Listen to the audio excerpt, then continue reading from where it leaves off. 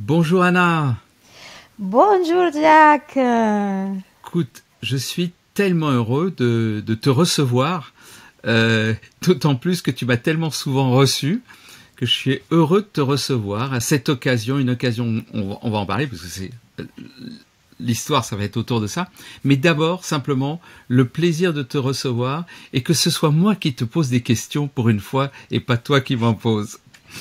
Écoute, merci. Je t'avoue que je suis un peu stressée, hein, tout d'un coup, mais je sais qu'on va passer un super moment ensemble, donc merci de me donner cette opportunité. Ouais. Alors, tu viens de sortir un livre, hein, ça s'appelle La science des miracles, je l'ai juste là, voilà, La science des miracles.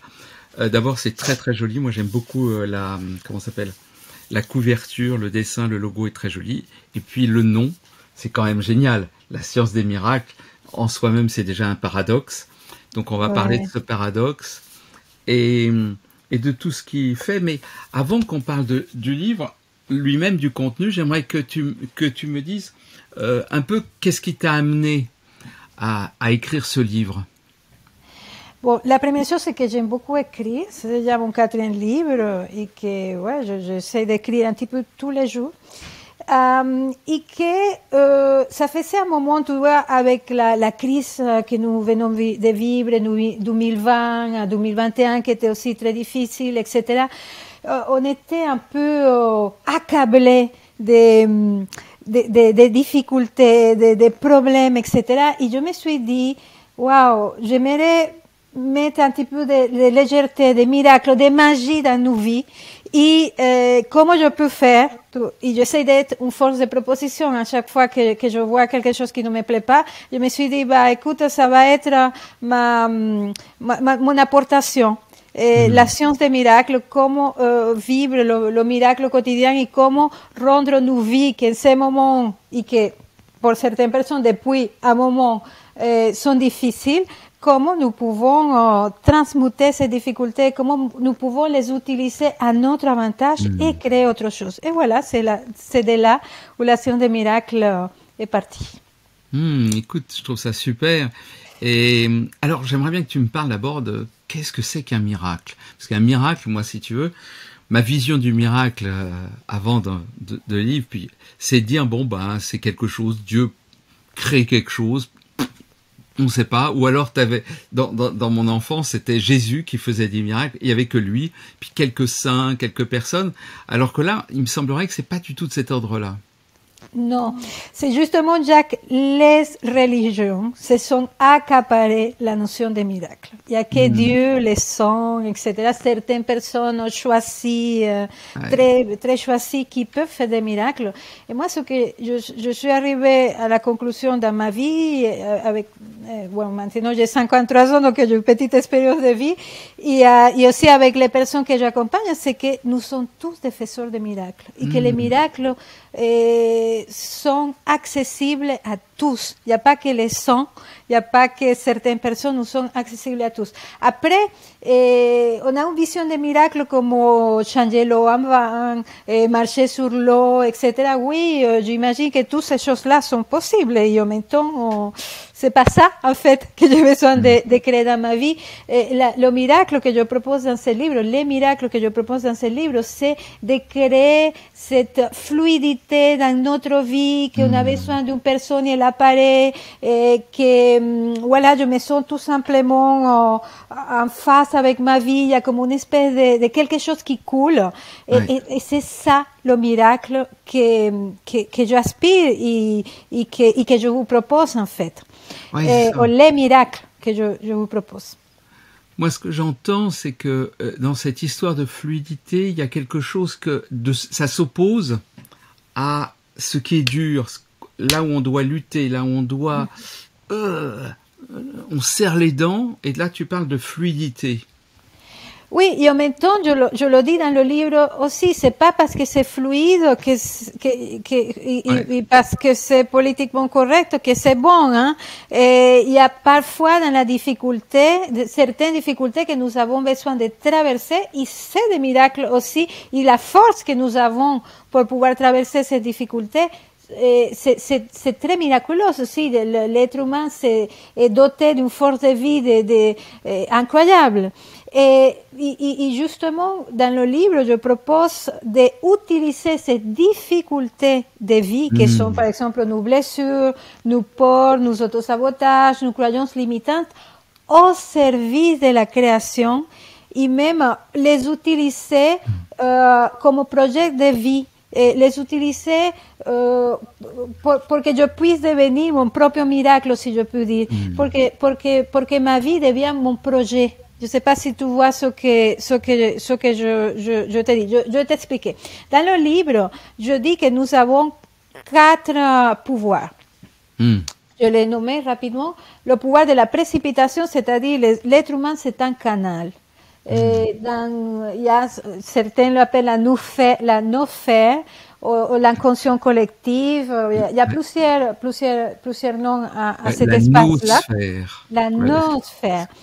Moi, je l'appelle la substance cosmique universelle dans le livre, mais je lui donne plein d'autres noms. Et je dis que dans cet endroit, en fait, il y a tout. Tous les projets, tous les rêves, les prototypes, tout est là. Et en fait, l'être humain, c'est un canal pour recevoir ces informations, etc., qui sont là. Nous avons aussi le pouvoir de matérialisation, c'est-à-dire ces idées qui nous pouvons capter, nous pouvons aussi lui rendre corps. Il y a le pouvoir c'est par rapport à ça que je voulais te parler, le pouvoir de la dissolution. Dissoudre quoi? Nos difficultés, on est en train de parler, nos blessures, nos peurs, etc. Et enfin, c'est le pouvoir de la transcendance, c'est-à-dire utiliser nos difficultés de vie et pour se connaître, pour devenir plus grand qu'il y a une seconde, pour connaître même des états d'expansion spirituelle, etc. Et donc, cette difficulté peut aussi faire partie du miracle. C'est pas forcément parce que c'est facile, mais nous pouvons créer à l'intérieur de ces difficultés une fluidité aussi. Voilà ce que je voulais te dire. Donc, en fait, il y a, comme tu dis, il y a 4 pouvoirs. Évidemment, ces 4 pouvoirs, pour quelqu'un qui commence dedans, et il va peut-être avoir du mal à les rencontrer. Donc, comment est-ce que quelqu'un qui se dit, moi, j'aimerais bien avoir un peu plus de pouvoir, qu'est-ce qu'il peut faire de concret? Comment il peut démarrer? Comment on peut démarrer dans cette science des miracles? Alors, on peut démarrer déjà en mettant une intention. Pour moi, l'intention, c'est vraiment quelque chose de tellement puissant. Tu vois, ça, c'est aussi un pouvoir incroyable qu'ont les êtres humains et qu'on utilise très peu finalement. Ok, ma vie en ce moment est très compliquée, par exemple. Imaginez que c'est votre cas, cher ami qui nous regarde. Ma vie est très compliquée et je ne sais pas comment m'en sortir. Et je mets l'intention de m'en sortir, je vois l'intention de voir la lumière, je mets l'intention de me transformer, je mets l'intention d'être en paix ou de n'importe quoi. Et cette intention va nous guider. Pour moi, ça c'est la première chose, sans besoin de rentrer dans tous les pouvoirs, que c'est déjà un petit peu plus technique et que vous pouvez rencontrer dans le livre si vous voulez aller plus loin. Mais la première chose, pour moi, c'est l'intention. Alors, avant qu'on entre dans quelques éléments du livre, un peu plus à fond, il y a quelque chose que j'aimerais, c'est que toi, tu as fait l'expérience de ce miracle, de cette notion de miracle dans ta vie directement. C'est-à-dire, si tu écris ce livre, c'est pas juste parce que ça vient dans ta tête, c'est parce que tu en as fait l'expérience concrète à plusieurs reprises. Je l'ai fait à plusieurs reprises et c'est ça qui m'a donné envie d'écrire le livre. En fait, je raconte qu'à l'âge, mon premier miracle que je me rappelle, il est arrivé à l'âge de 7 ans. Et je raconte dans le livre que je suis née avec une malformation congénitale, on dit. Oui, c'est ça. Voilà. Et les premiers 7 ans de ma vie, c'était les hôpitaux, les médecins et tout ça. Et un jour, à 7 ans, Et je n'avais marre des piqûres, de tout ça, de la douleur, parce que c'était quelque chose de très douloureux. Et j'ai dit à ma mère, tu sais, maman, je ne serai plus jamais malade. Mais je l'ai dit comme ça, avec une certitude. Je ne sais pas d'où ça m'est sorti. Ma mère m'a regardé et m'a dit, ouais, ça sera bien, un truc comme ça, je ne sais pas. Et tu sais quoi, une semaine après, on a découvert la malformation et j'ai pu être opérée et c'était fini mes années d'hôpital. Donc, c'était mon premier miracle, mais j'en ai eu d'autres, je raconte plein d'autres dans le livre, mais ce qui est chouette, c'est que nous avons tous, toi, je suis sûre que tu as plein des anecdotes, des miracles, et que vous aussi. Mais ce qui est intéressant, c'est que on pense que le miracle, c'est comme une espèce de grâce. Et oui, quelque part, ça l'est. Et en même temps, la bonne nouvelle, c'est que ce que vous avez vécu, à un moment donné, que vous a sauvé la vie ou qui vous a changé la vie, c'est reproductible. Ça. Ouais. Et que nous pouvons le reproduire, nous pouvons l'utiliser à notre avantage, cette capacité de faire des miracles. Et il y a deux questions que je me pose dans le livre, Jacques, c'est pourquoi nous n'arrivons pas à créer ce que nous voulons, tu vois. Il y a cette fameuse loi d'attraction, et j'entends beaucoup de gens dire, ah oui, ça marche super bien, je attire des places de stationnement avec ça. C'est ma compagne, elle fait ça. Elle dit parking à elle, c'est-à-dire le l'ange du parking, elle l'appelle, et à chaque fois, ça marche. Ok, c'est bien, mais c'est vaut mieux d'aller quand même dans quelque chose d'autre que ça. C'est un des lois les plus puissantes de l'univers pour attirer des places. Oui, c'est bien, mais bon, il y a plus que ça. Mais pourquoi ça marche pas? Bon, apparemment pour certaines personnes, ça marche pour le parking et tout ça. Pourquoi? Parce que nous avons un passif, nous avons un passé, nous avons des blessures, nous avons des peurs, nous avons des croyances. Et là où ça marche pas, c'est parce qu'il y a quelque chose que vous avez besoin de regarder, de traverser et de libérer. Ouais. Je vois des gens, je sais pas, je vois beaucoup de gens qui viennent à mes consultations. Je me rappelle d'une femme de 27 ans, magnifique, etc., qui n'arrive pas à se mettre en couple. Mais comme vous la voyez, comme on la regarde, un top modèle. Et pourquoi cette femme si belle, si magnifique, n'arrive pas à trouver l'homme qu'en plus qu'elle aimerait trouver, alors qu'une femme peut-être moins belle, etc., passe de relation en relation, parce que c'est une vraie cliente, parce que cette femme, par exemple, a vécu un divorce de ses parents très difficile et inconsciemment, elle a très peur de se mettre en couple pour pas revivre ce que ses parents ont vécu. Et donc, ça marche pas parce qu'il y a des peurs, il y a des croyances cachées, inconscientes ou conscientes, parfois, qui ne nous laissent pas créer ce que nous voulons. Il y a ça d'un côté. Et il y a aussi l'autre question que je me dis, ok, nous avons été blessés, nous avons tout cette peur, qu'on a envie de créer quelque chose, à tout de suite une petite voix dans la tête. Je ne sais pas si ça t'arrive à toi ou il y a que moi qui dit, ah non, ça va pas arriver, hein. Est-ce que ça t'est déjà arrivé que oui, bien sûr. Plein de fois. Et en même temps, dans la pensée positive, dans toutes ces approches-là, on dit qu'on a besoin de pensées positives, qu'on a besoin d'avoir une attitude positive, etc. Tout positif.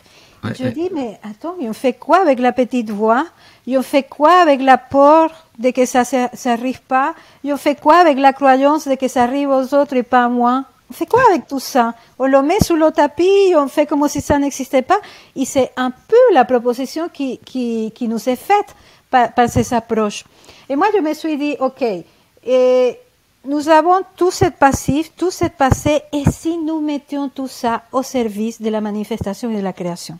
Et si ça pouvait être même intéressant d'être blessé, d'avoir des peurs, d'avoir des croyances pour créer. Et en fait, ça, c'était la deuxième parties du livre. La première, c'est que je parle du constat que ce que nous n'arrivons pas à créer, c'est parce qu'il y a quelque chose derrière qui nous les empêche. Il y a des empêchements. Et la deuxième partie, c'est comment mettre ces empêchements au service de la création. Et en fait, c'est possible. Bonne nouvelle. C'est possible parce que ça veut dire, selon la pensée positive, il y a seulement un tout petit groupe de personnes qui pourraient accéder à créer. Mais la plupart de nous sommes blessés, nous avons des peurs, nous avons des croyances, nous avons, voilà, des empêchements et toutes ces personnes-là sont condamnées à ne pas pouvoir créer. Ah non. Et donc, la deuxième partie du livre, c'est comment on peut utiliser notre ombre, on l'appelle comme ça, notre ombre. Et c'est une proposition de non-dualité parce que la pensée positive, je suis désolée, c'est une vision duelle. Ouais. Je suis pas que positive, j'ai aussi une ombre. Et d'ailleurs, dans l'ombre, il y a beaucoup de lumière d'ailleurs. Hein. Et donc, quand je unis les deux, l'ombre et la lumière, il y a vraiment toi qui aimes bien la physique et tout ça, il y a un Big Bang de puissance qui se crée quand nous nous unifions. Et finalement, c'est un livre de non-dualité. C'est la proposition, c'est OK, j'ai des peurs, OK, j'ai des blessures, OK, j'ai tout ça. Et aussi, j'ai des rêves, j'ai des projets. Et si je mets tout ça, il y a quelque chose de hyper puissant qui arrive. Et que j'appelle dans le livre le point zéro. Voilà, justement, je voulais en parler parce que je trouve ça très intéressant. Tu en parles depuis le début, puis tu en parles à différents moments dans le livre, qu'en fait, et comme tu dis, c'est de la non-dualité, mais c'est pas de la non-dualité, comment dirais-je, éthérée. Nous sommes un. C'est pas ça. C'est vraiment d'abord très concret, et on part de la dualité. C'est-à-dire qu'au début, nous sommes duels. Au début, il y a cette opposition, je voudrais ça et pas ça, il y a tout ça.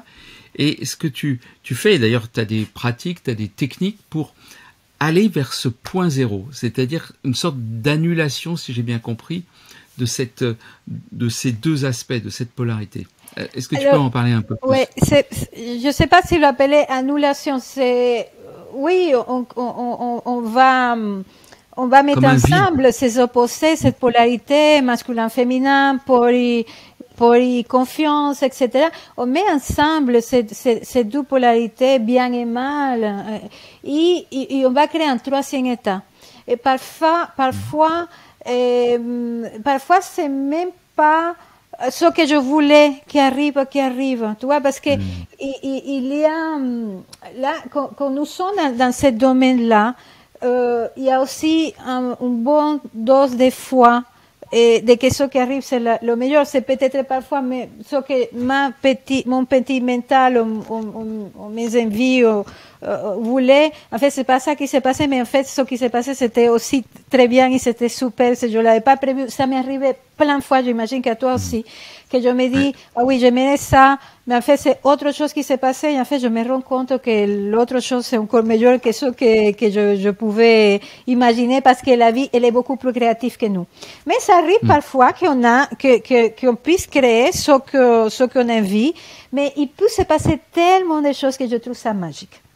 Et en fait, c'est ça, c'est ce troisième état, c'est comme une espèce d'espace de possible où je sais pas qu'est-ce qui va émerger. Il y a sûrement mon projet qui va émerger ou autre chose qui est encore mieux pour moi ou encore autre chose qui est totalement différent, je sais pas.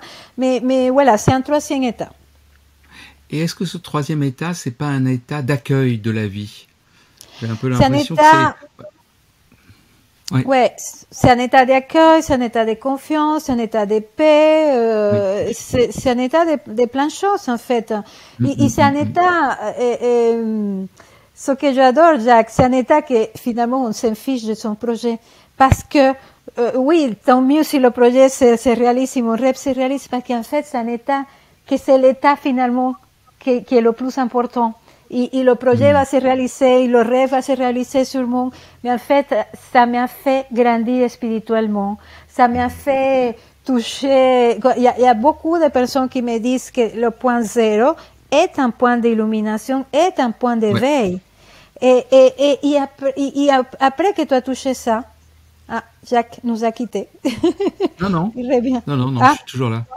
Non, je oui, suis là. mais on voit pas ta photo. Ah bah écoute, elle va revenir parce que t'en fais pas, c'est enregistré, tout va bien. Ok. Bon, donc une fois que voilà, est-ce que l'importance finalement, c'est cet état, c'est cette connexion, c'est voilà, cette ouverture de conscience, etc. que tu as eu, et ça part. Ce qui est magique, ce qui est miraculeux, c'est que ça part je te donner un exemple hein, des phrases parce que les gens se disent mais c'est quoi en fait? En fait, que ça part de nos difficultés, ça peut être voilà, je décide de changer de travail, même si j'ai très peur de le faire, même si je crois que je ne suis pas capable d'en trouver un. J'aimerais rentrer en relation, mais si jusqu'à aujourd'hui, elles ont été tous ratées. Je décide de faire un voyage, même si j'ai pas l'argent. Tu vois, on va unir, voilà, mon intention, la lumière entre guillemets, et l'opposé, et le doute, et la peur,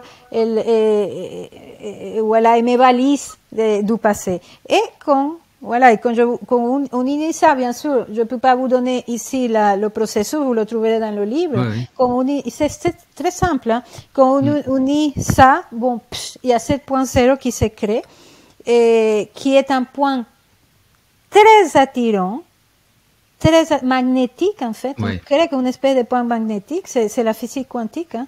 Un point magnétique qui attire vers nous. D'abord, parce que moi ça me semble le plus important, c'est d'abord quelque chose à l'intérieur de nous, d'abord des sensations, d'une ouverture de conscience, etc., qui par la suite va tirer les personnes, les possibilités, voilà, l'argent, tout ce que nous avons besoin pour créer notre projet et notre rêve. J'ai l'impression que dans cet état-là, je vais le dire avec mes mots, mais j'ai l'impression que dans cet état-là, d'abord, ça ressemble pas mal à la vacuité bouddhiste, c'est-à-dire l'endroit où il n'y a rien, mais en même temps, tout est possible. Tout est possible. Et d'autre part, j'ai l'impression qu'on s'aligne avec l'univers. Tout à fait. Et que c'est comme si tout d'un coup, on était OK avec l'univers, on n'a plus qu'à mettre de l'énergie. Il n'y a plus le mental avec ses peurs et ses attentes, d'un côté. Donc tout est, et dans cet alignement, alors l'univers peut jouer. Alors que ce que je comprends en plus dans ce que tu expliques bien dans ce, alors je le dis avec mes mots, mais ce que tu expliques dans la première partie du livre, c'est que en fait, c'est nous qui enfin nous, c'est nos histoires, hein, c'est pas volontaire, mais c'est nous qui bloquons en fait ce processus de miracle qui est quasi perpétuel. Perpétuel. Du moment où il y a une demande et une réponse. Ouais. Sauf que, voilà, moi, ça m'arrive plein de fois de dire, ouais, je me rappelle avant que j'étais pas en couple, je me disais, ouais, j'ai vu un homme comme ça, comme ça, comme ça. Et tout de suite, avait dans la tête, ouais, mais, voilà, des références du passé, ouais, mais ça va pas t'arriver, ou non, mais les hommes sont comme ça, ou ouais, s'il arrive, je sais pas quoi. Tu vois, il y avait tous ces référentiels, tout mon passé, tout mon passif qui s'amusait, en fait, dans mes envies, dans mes rêves, etc. Et parfois, moi, j'étais consciente, mais parfois, c'est même pas consciente. Et tout est là, tout le temps, même sans qu'on le sache. Et en même temps, c'est pas une fatalité. Tu vois, c'est pas une fatalité parce que ça veut dire qu'on pourra aspirer à manifester ou à vivre ce que nous voulons vivre une fois qu'on soit libéré de toutes ces blessures, de tous ces peurs et de toutes ces croyances. Non, on peut le faire dès aujourd'hui et le miracle va devenir beaucoup plus fluide, beaucoup plus quotidien. Non? Voilà. Ce que j'aime dans ton livre, c'est on est très concret. Toute la première partie, la deuxième aussi, mais la première partie, c'est vraiment comment nettoyer ou éliminer ce qui nous empêche de faire des miracles, et ensuite comment faire des miracles. En gros, c'est ça que j'ai compris. Et alors, il y a quelque chose que je trouve génial, c'est que il y a le dernier chapitre, enfin pas le dernier, mais presque, c'est l'avant-dernier chapitre, c'est lâcher prise. Ouais. Et ce que je trouve fascinant, c'est qu'évidemment, mais moi j'avais un maître dans le tantra qui disait, enfin je veux dire, quand on lui disait, bah oui, lâcher prise, c'est la réponse à tout. Ouais. Mais c'est très difficile. Lâcher prise, c'est le truc, donc, et on dit toujours, bah ouais, t'as qu'à lâcher prise, quoi, il y a juste à. Et en fait, comme c'est très difficile, et ce que je trouve intéressant, c'est que toi, tu le vois à la fin, enfin quasiment vers la fin du processus, parce que là, on a compris comment lâcher prise, en fait. Bah, en fait, je propose vraiment un processus très spirituel hein, de traverser. Et moi, ce que j'ai remarqué, c'est que, par exemple, quand je fais un travail sur mes blessures, chose que je fais assez souvent, il y a un lâcher-prise qui arrive à la fin du processus. Ça fait partie. Et j'explique comment faire pour traverser ces blessures, ces peurs, etc. Et ce lâcher-prise, c'est comme une espèce de confiance, en fait, dans le processus qu'on est en train de faire. Une espèce de confiance à se dire, OK, ça c'est faire. Et donc, vous verrez que pour moi, c'est presque un bénéfice secondaire qui arrive presque à chaque fois du processus que je suis en train de faire. Donc, je dis pas, parce que je sais que c'est assez abstrait, lâcher prise, ah oui, et je fais comment? Voilà, vous verrez, essayez les exercices, essayez les traversées des blessures, des peurs, des autosabotages, des croyances que je propose, et vous verrez qu'à la fin, peut-être pour certaines personnes dès la première fois, pour certaines d'autres au bout d'un certain temps, mais que cette lâcher prise va arriver. Ouais. Et j'aime bien aussi que tu parles de quelque chose qui est pour moi important, parce que j'en fais l'expérience, je dirais, dans chaque stage, à chaque moment, qui est cette notion d'élever son niveau vibratoire. Ouais. Et c'est quelque chose c'est très subtil. D'ailleurs, t'en parles vers la fin, c'est pour ça. Moi, ce que j'aime bien, justement, c'est que t'en parles pas au début. Et c'est tellement facile de parler au début. Vous avez qu'à élever votre niveau vibratoire. Ouais, d'accord, merci, mais comment? Et tu en parles. Et moi, je sais un truc, par exemple, dans mes stages, j'invoque les divinités, voilà, pour avoir de l'inspiration, de la protection, tout un ensemble de choses, parce que il se passe énormément de choses dans les stages, et jusqu'à maintenant, j'ai pas eu de problème, sauf le jour où il m'est arrivé une fois de pas invoquer, donc de pas être dans cette possibilité de miracle, parce que dans les stages de tantra, il y a des miracles, il y a souvent des miracles qui se passent, et ce que je vois, c'est qu'en fait, j'applique des techniques. Et c'est ça que je trouve intéressant, c'est que il y a des techniques, il y en a d'autres, hein, évidemment, il y a d'autres choses, mais c'est parce que j'applique les techniques dont tu parles que d'une certaine manière, ça fonctionne, alors qu'il y a plein d'énergie, plein de trucs dans tous les sens, plein de difficultés, plein de blessures, et qu'en même temps, tout ça monte. Et ce truc, c'est qu'au travers de cette prière, une invocation, une prière, c'est un peu du même genre, je sens vraiment, il y a un truc en moi, c'est très subtil, je sens que je passe d'un taux vibratoire à un autre. Il y a une manière de penser qui change en moi, une façon un ressenti qui est différent sur la vie. Tout à fait. Et je propose dans le livre de se mettre dans la fréquence des miracles. Ouais. Et tu vois, Jacques, j'imagine, peut-être tu as fait le même constat que moi. Je me rappelle de moi il y a 20 ans ou à 30 ans, en couple par exemple. Je me rappelle mais des drames que je vivais, tu vois, pour un oui, pour un non avec mon couple. Et je me disais, mais bien sûr que ça finissait à chaque fois mal. Hein? Et aujourd'hui, avec la maturité, le travail que j'ai fait sur moi, etc., je fais monter mon niveau vibratoire. Qu'est-ce qui fait qu'aujourd'hui, certaines choses que dans le passé, c'était des drames, des fins de monde, aujourd'hui, ils ne le sont plus. Et ça arrive parce que, voilà, ma vibration a monté, ma conscience a monté, la maturité, etc. Et ben, c'est la même chose avec les miracles. Et nous pouvons, quand nous sommes dans cette vibration plus élevée, vous l'avez déjà ressenti, par exemple, il y a une vibration très élevée, c'est quand on est quand on tombe amoureux, est-ce que vous remarquez que quand on tombe amoureux, tout d'un coup, la vie est plus simple, et voilà, tout est fluide, etc. Voilà, ça, vous êtes dans une haute vibration quand vous tombez amoureux. Mais cette vibration de tomber amoureux, ça peut se créer.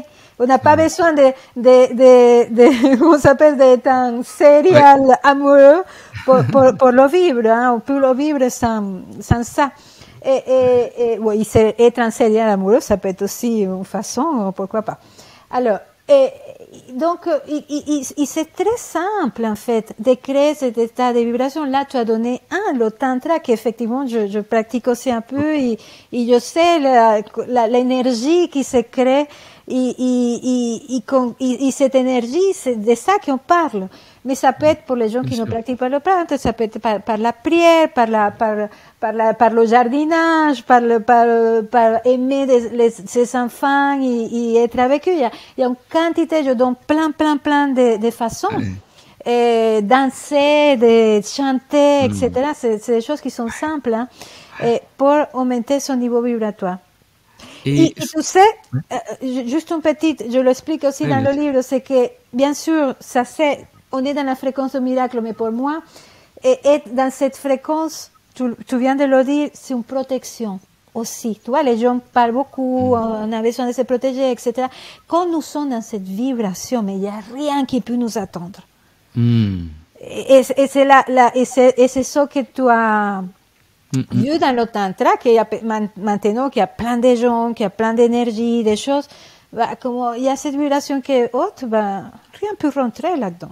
Et c'est la même chose pour nous, hein. Ouais, c'est exactement ça. Et j'aime bien parce que quand tu dis, c'est un peu mon slogan, alors je vais le sortir, mais comme tu parles de faire l'amour, et comme ou être dans l'état amoureux initial, et je dis, c'est pour ça, mon slogan, c'est de faire l'amour à la vie, c'est-à-dire être dans cet état amoureux, si on peut, mais quand on ne l'est pas, justement, je trouve que ton livre, c'est ça. Ton livre, vraiment, ce que j'aime, c'est que ça permet, si on n'est pas dans cette fréquence, si on n'est pas à cet endroit, comment y aller? Et moi, c'est ça que je trouve intéressant, c'est très concret. En plus, c'est écrit super facile à lire. J'adore, toi, je veux dire, on se pose pas de questions, t'es avec nous. On a l'impression qu'il y a Anna qui est là quand elle lit. Et quand on la lit, c'est vraiment agréable parce que c'est pas un livre conceptuel. Moi, je t'emmène sur des principes, mais à l'intérieur, c'est que des exemples, c'est très concret. C'est ton histoire aussi, hein. Chaque fois qu'il y a besoin, tu présentes ton histoire, puis sinon tu présentes des histoires d'autres personnes où tu as vu ce qui se passe.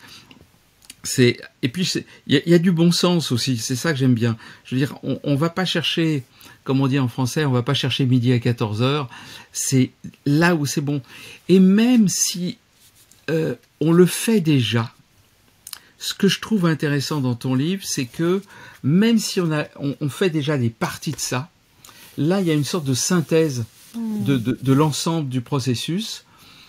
En plus, comme tu as beaucoup travaillé sur les émotions, sur la gestion des émotions, et que c'est quand même un élément non négligeable, hein, tout le problème des croyances négatives, limitantes, les blessures et tout.